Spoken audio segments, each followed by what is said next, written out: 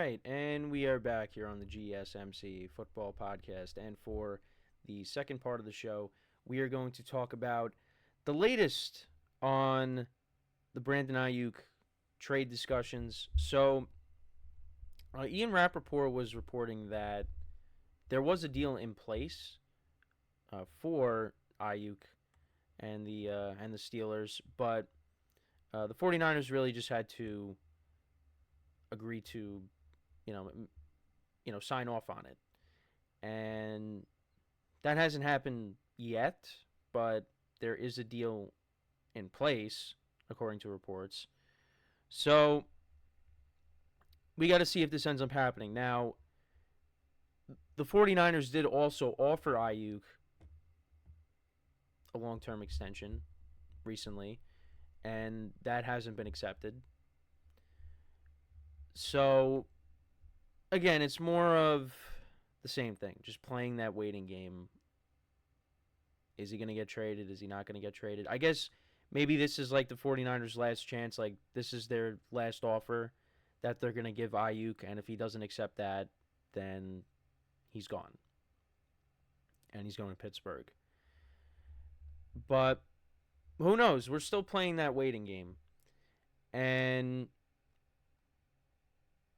it's just, at this point, I mean, I know I've said this for weeks. We just want this to be over with. Because, we want to know where he's playing. And we'll talk about Aiyuk a little bit later in the show when I do the wide receiver rankings for the NFC West.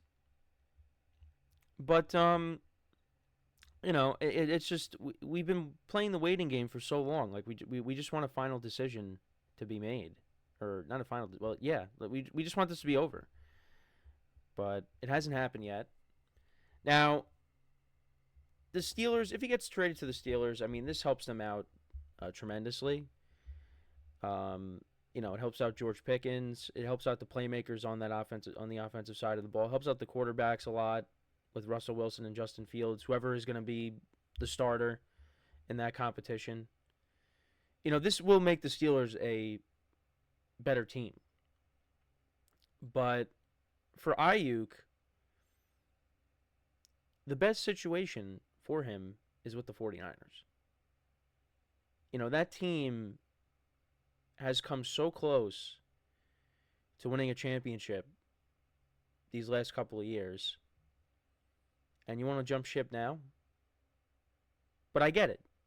Because he wants that contract. And he deserves to get paid. He's been a productive receiver these last couple of seasons. But the 49ers is probably your best bet. Because they have a chance to do something special. It's just they have gotten so close, yet they've come up short. And he wants to win because the Patriots were willing to offer him whatever it took to acquire him, but he didn't want to go there because they're in a rebuild. They got a new head coach. They got a young quarterback, and he didn't want to go there. But the Steelers are always competitive. Even when they don't make the playoffs, they just miss out on the playoffs. Mike Tomlin has never finished with a losing record. So, yeah, if you go from the 49ers to the Steelers, yeah, I mean, you still have a chance to win, but it does decrease because the path for the Steelers to get to a Super Bowl is more difficult than the path for the 49ers to get to a Super Bowl. Because the AFC, I mean, I've talked about it so many times with the kind of conference that it is. Because it's loaded. And on top of that, the Steelers,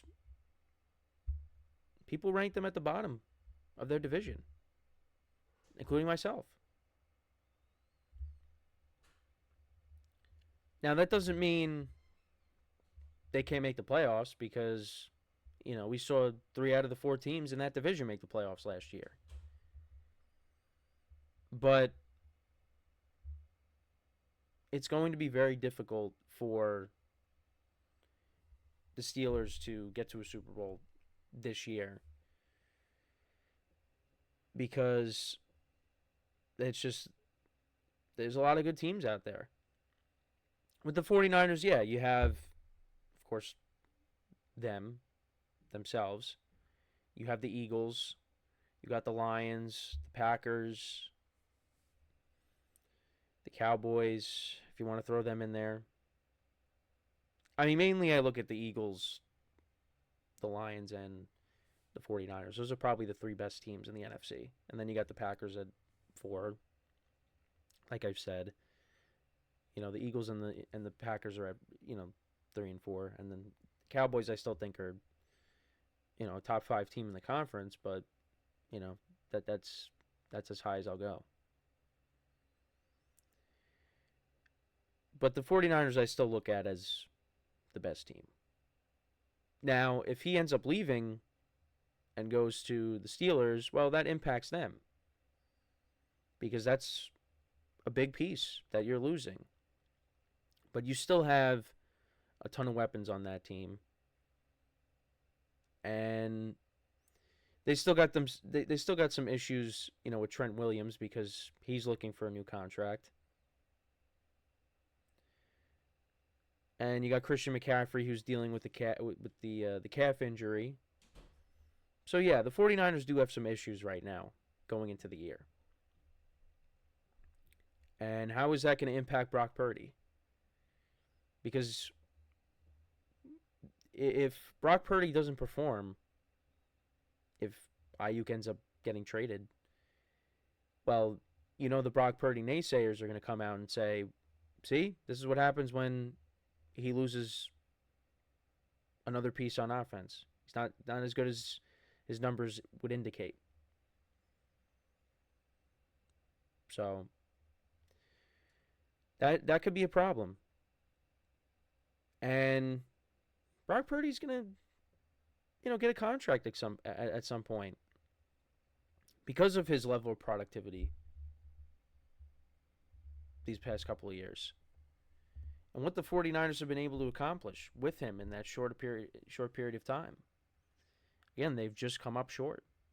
But he's going to end up getting paid if he keeps playing the way he's been playing. So there's a lot that can change over the next few days.